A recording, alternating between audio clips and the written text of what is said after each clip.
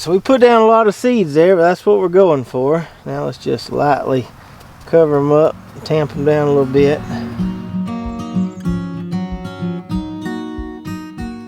What's up, Lazy Dog fam? I hope everybody out there is having a fantastic day. It is Friday, October 28th here in South Georgia.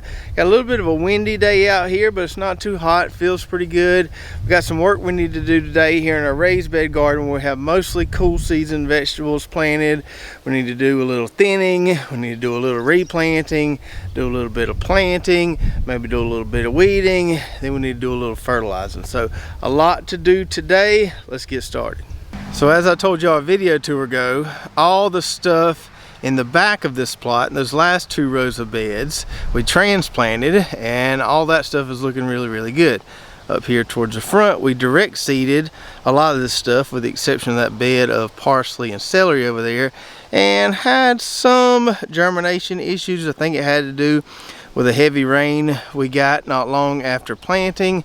So we got a few skips in here we need to take care of, a little bit of thinning we need to do, and we got one bed on the end over there that we need to plant. So let's start out here in this bed that has watermelon radishes, and you can see we've got some really sparse germination here. I don't think the seeds were bad, because in some areas we've got almost a nice full row there. I think it had to do with that rain washing all these seeds around. Also got a few weeds popping up in here that we need to take care of. So first, let's scratch around a little bit with our little cobra head here. Really like this thing for these raised beds. As I told you before, I've had this thing for a long time, just never really used it that much. I'm really starting to like using it in these beds here. Alright, so now we got those weeds taken care of, and when they're tiny like that, we really don't have to pull them. All we have to do is just kind of flip them over and they'll die. So we just kind of lightly stir around and just mix up that first inch of soil there, and usually those weeds will go away. Now we need to do a little thinning right here. So I'm bad about, with radishes, planting them too thick and then they end up not getting very big at all. So here I definitely need to thin these out a little bit. Probably gonna thin these out to about 1 plant every 2 inches or so, where we can grow some nice big watermelon radishes. I planted these thick on purpose. I'm glad I did, but we got a few spots here where we do have to thin them out a little bit. And then as far as filling in these gaps, thankfully I do have a few seeds left over here, so we just need to do some kind of spot replanting. I've just got a little Sharpie here. I'm just gonna make a few little tiny holes here where we can replant some of these gaps here, and it doesn't look like we're going to get any hard rain for a while. Hopefully these won't go nowhere like the first ones did. Alright, so that should take care of that bed. Let's move on to the next one. So in this bed we've got beets and chard, and what's interesting to me is we don't have hardly any little weeds popping up in this bed compared to that other bed, even though we put the same soil in both beds. I'm not really sure why that is. Now there's a few little ones there, so I'm going to scratch around in here a little bit just to do some preventative weed control here. Just kind of scuff up that soil just lightly there. Now we also got a much better looking germination stand in here with the beets and the chard compared to the radishes. So we have beets on this side. I can tell by the red stem on those there, that's Merlin beets there. These right here have a yellow stem, so that's the Boldor, I believe is the name of it, the yellow beets. And then we've got the avalanche beets right here, which have kind of a pinkish, almost white stem on those. Now I usually don't thin beets, probably not going to thin these, and we've got pretty good coverage here from what I planted, so I don't think I'm going to replant anything here. Just going to let it rock and roll as it is, especially once these plants get bigger, start to push each other out of the way. We should have some nice full rows. Now on this side where we have the chard, I probably do need to do a little bit of replanting. Don't have hardly anything coming up on this back row, which is odd because it's the same yellow chard seed right here that we used right there. Maybe it just got washed around or pushed down too deep in the soil. Probably going to do a little thinning here as well with the chard. Thin those out one every inch or two or so. Give them a little more room to grow. So we'll start with our red chard here.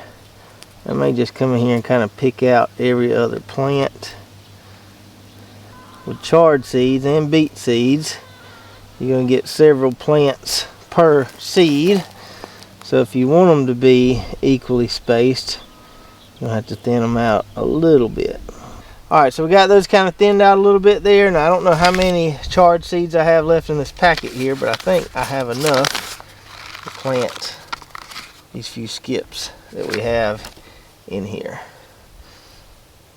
I think my finger will work just as good as that Sharpie will. Just making some little holes there. And we'll fill in this little gap here of this red chard. Alright, that bed is done. On to the next one. And there's not a whole lot we need to do here with this parsley or this celery. Both of them are looking really, really good. Nice, green, and healthy. Do have a few little weeds popping up in there, so we'll do a little preventative maintenance with the weeds here. Ain't gonna hurt anything if we throw a little dirt up on those plants there. Just kind of work around them a little bit. Alright, I think we got all the nooks and crannies there. On to the next one. Now this bed here is the one that we have yet to plant. Now we already have our drip tubing in there, so we've been ready to plant. Just been waiting on when the time is right for this Sun Angel spinach. Now spinach, much like carrots, are pretty easy to grow once you get them to germinate. Now people usually struggle with carrots because they don't keep the soil moist for long enough during that carrot germination process. With spinach, the issues people usually have are to do with soil temp. So if you plant spinach in warm soils, they don't germinate really well. That's why we have to wait all the way to the end of October or early November to usually plant our spinach. So I'm going to start here just by breaking up this soil a little bit. I think some of the germination issues I've been having are because this stuff here, just this new potting soil, is a little chunky on top. It's not what I'm used to planting in as far as my in-ground garden goes, where I have relatively sandy soil and I'm used to the planting depth and how everything works in there. A little different in this raised bed here where we got, you know, these little tiny pieces of wood and stuff at the top. I'll get used to it eventually, but it's definitely a little learning curve here in the beginning. Alright, so we got that crust broken up a little bit, got us a lot better tilt in here now. Now I'm going to plant double rows, so I'm going to plant a row on each side of this tubing here, but I'm going to be a little more careful this time not to plant things too deep. So I'm going to just use my finger to make a little planting furrow on each side of this tubing. Now that our furrows are made, we can plant. So I've got seed left over here from last year.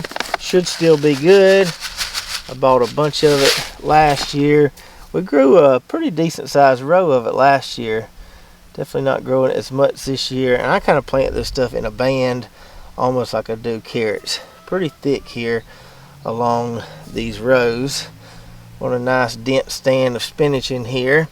And since we're going to cut and come again with this stuff, we need it planted thick because it's a little more resilient that way if you've got a nice thick row of it.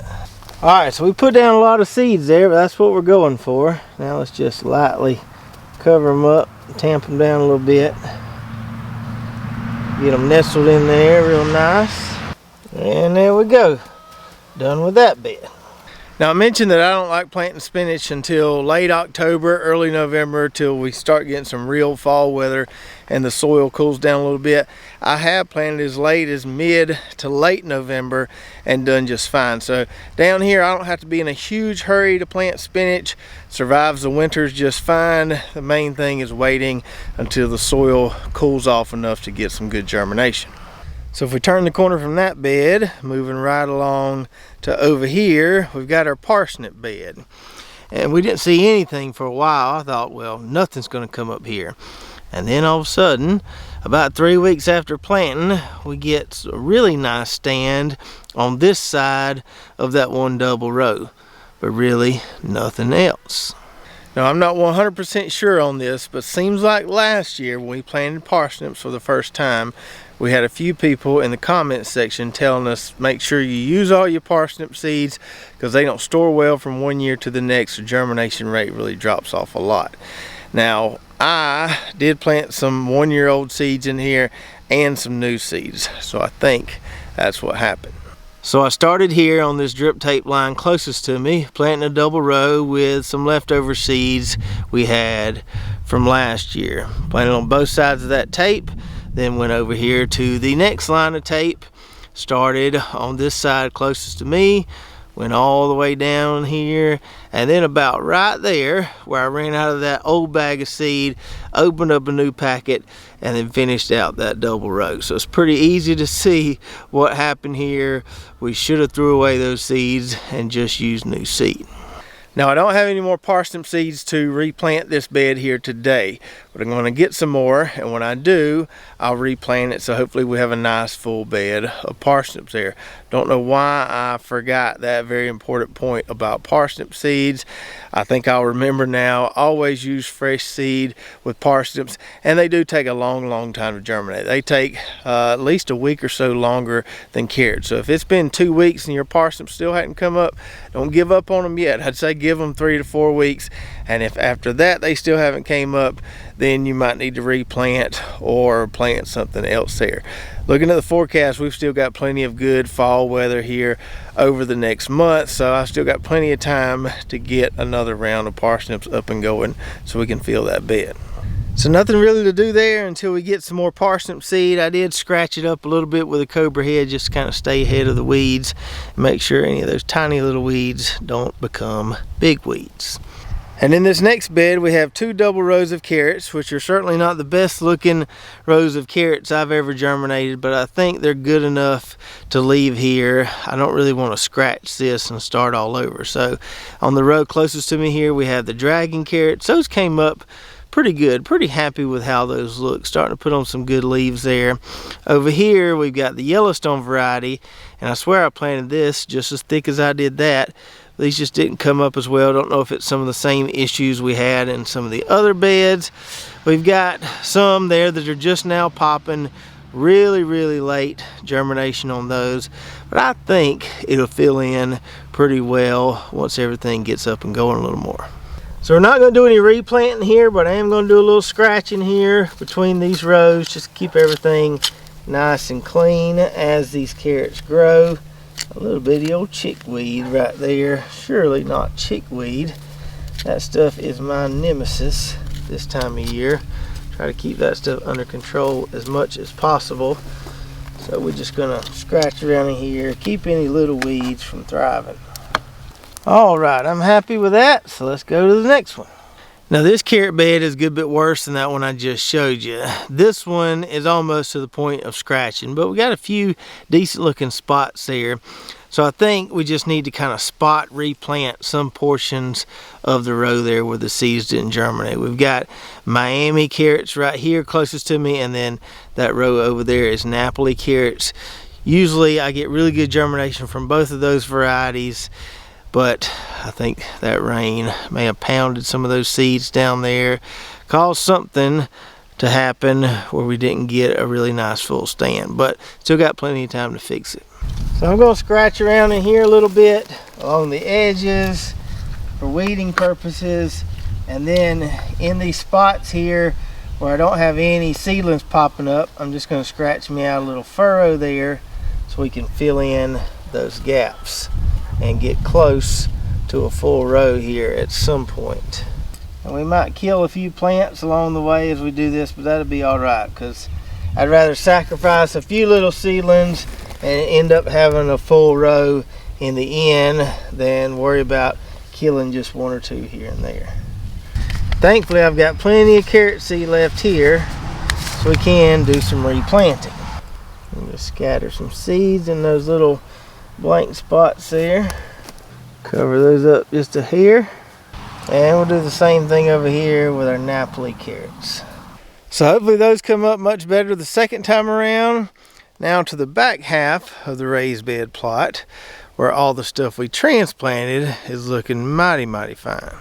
So I wouldn't be surprised if in another week or so we don't have us a nice little mess of baby collards. Some of those leaves right there are getting pretty close to the size I like to see when I harvest them. We won't have a huge mess the first go around, but after the second harvesting we should have a nice pot full. Got something nibbling on them a little bit here. Gonna have to get the Azera out and take care of that problem, but it's not widespread yet, so hopefully we can take care of it before it gets worse.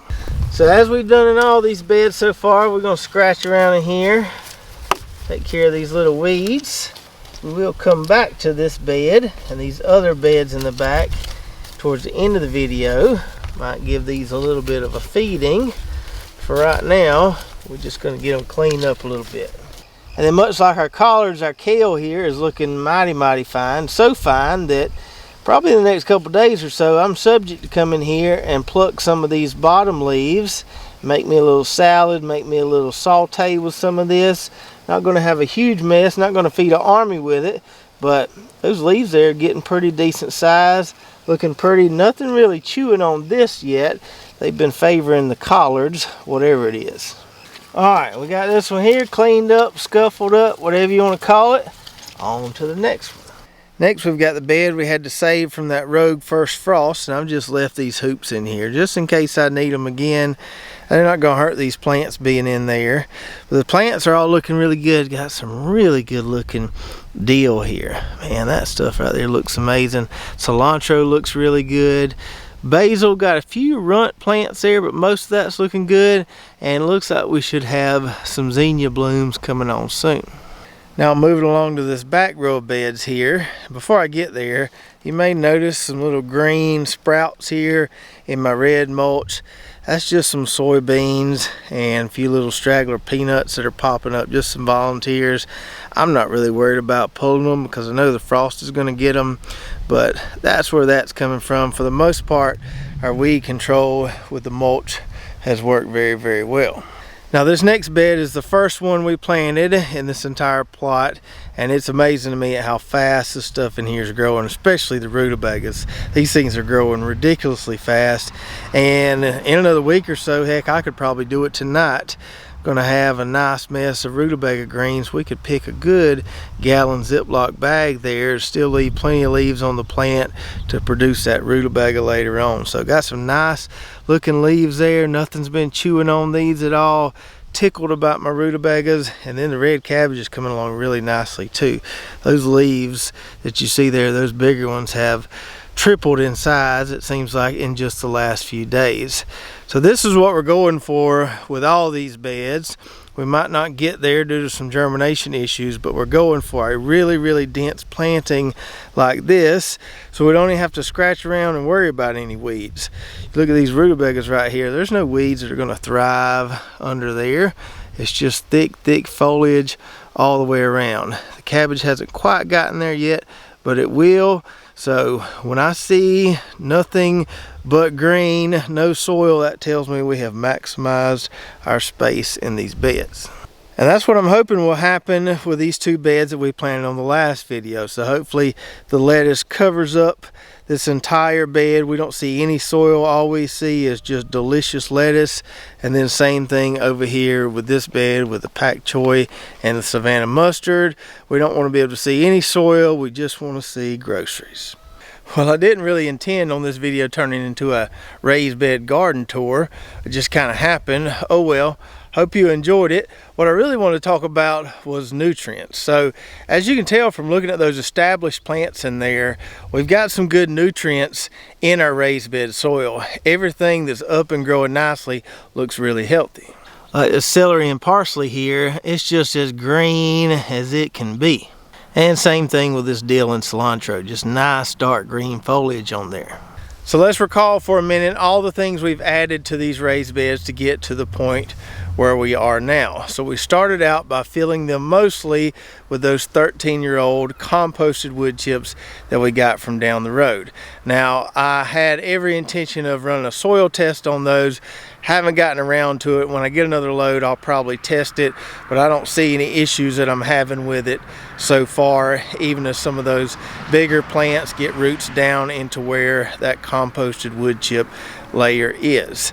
And a soil test wouldn't tell us much about the nitrogen in that stuff, but by the looks of some of the other things I have around the homestead, I can tell that stuff is pretty nitrogen rich. So in this plot here where we planted that overwintering cover crop mix, we had farmed this plot pretty dang hard all year. It should have been fairly zapped as far as nutrients go because we farmed it so hard. Didn't really add anything to this before we planted this cover crop, except that we top dressed it with what we had left over of those 13-year-old composted wood chips. Now, I've grown enough cover crops to know that they'll tell you what's in the soil, if you've got anything there or not. And this stuff right here is really, really green, which tells me that there's a decent amount of nitrogen in those composted wood chips. Also, we can take a look at my yard here where they dumped those wood chips. You see all the grass where the composted wood chips weren't dumped, kind of looks brown and dead, but right here where that stuff was dumped, we got some green grass coming through there. So I doubt we'll ever know just how much nitrogen is in those composted wood chips, but I think it's fair to say so far that there's a decent amount in there, and that stuff has definitely been a plus for all of our plants that we've used it on so far. Now, in addition to the composted wood chips, the stuff we kind of top dress the beds with, we use some mushroom compost, but in my mind, that's not really giving a whole lot of nutrient value. That's more just adding organic matter and helping out some fungal associations in the soil. We also added some of our native soil here, which had been grazed by the chickens, probably getting some extra nitrogen from that as well. But we didn't add any of that to these other spots where you're seeing the green growth where only those wood chips were added. Now, the one other thing we added was some Nature Safe 855 that we layered in when we were topping these beds. Now, you can't see it now because it's all dissolved, but it's in there, and it surely helped giving some more NPK to these plants.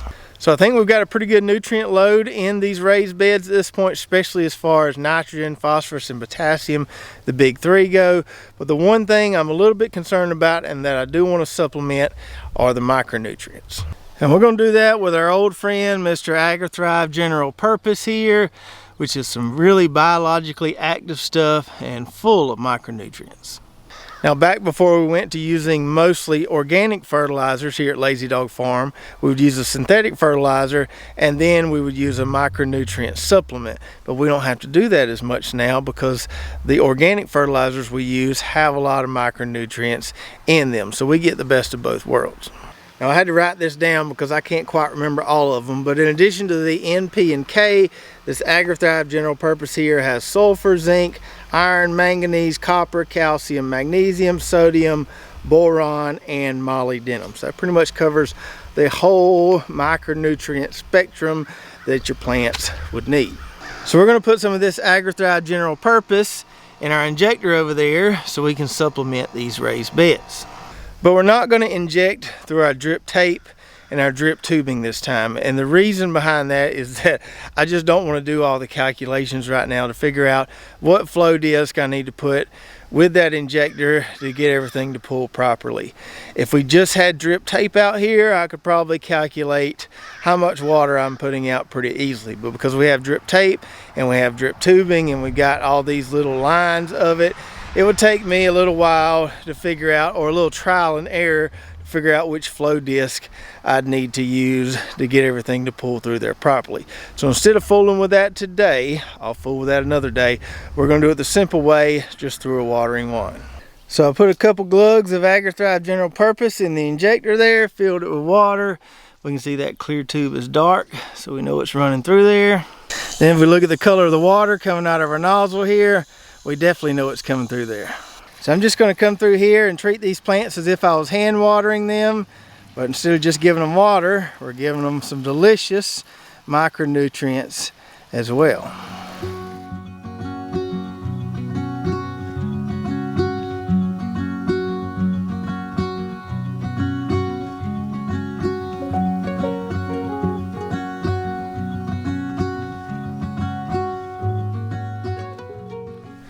All right.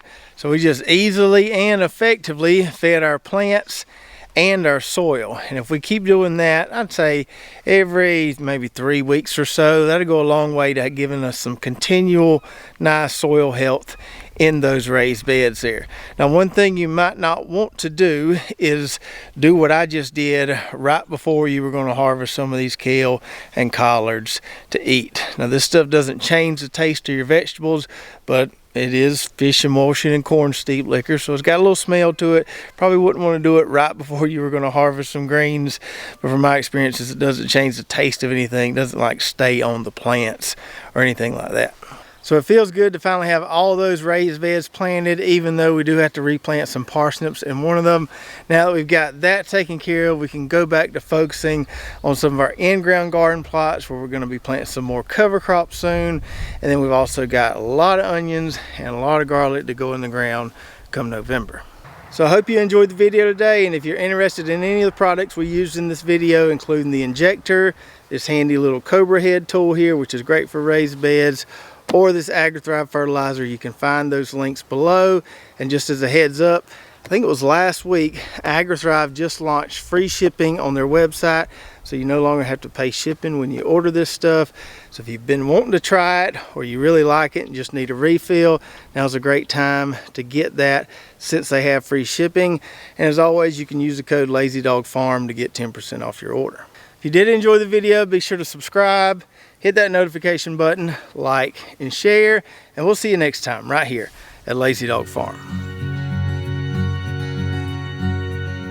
Oh, farewell, by the beauty of your life.